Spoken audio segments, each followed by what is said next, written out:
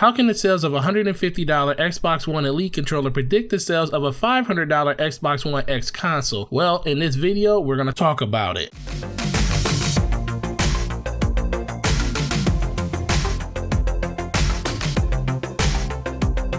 What up everybody, it's your boy Gaming Forte, back at it with another video. So in this video, I'm going to talk to you about how the Xbox One X has already seen success based on another product that Microsoft has already sold. And that product is the Xbox One Elite controller. This is something that Microsoft came out with 2 years ago. It was a premium product, $150 price tag. And even back then, people was like, yes, this is a very technical, very sound controller. It's built durably, it's meant to last, and it's worth the $150. But who wants to spend $150 on a controller? Well, it seems like a lot of people wanted this controller because when it first launched, it was virtually sold out everywhere. You couldn't walk into any store and pick one up during the whole holiday season until they became readily available about 3 to 4 months after that. I know a lot of people that were coming into GameStops looking for that controller and couldn't find it, and they were ordering them online. They were going for insane amounts on eBay at the time, because if you were an Xbox fan, you wanted this controller. Now, the one thing that most people just have to realize is if a company can come up with a reason for you to buy more things, they will. And if they actually make it seem like it is something you definitely need to have, then people will buy it in drones. Take, Scuf Gaming. Scuf makes controllers, customized controllers for Xbox One, PS4, and they made it for 360 and PS3 too. But they made a product that was perceived to be a need. Now, you don't need it, but a lot of people wanted it because it does make gameplay in certain type of games like first-person shooters a lot easier to play. You don't have to get carpal tunnel in your finger by playing in the claw and stuff, because these controllers have built-in functionality to add extra buttons that will be remapped to use your face buttons however you want to use them. And that is the benefit of those controllers.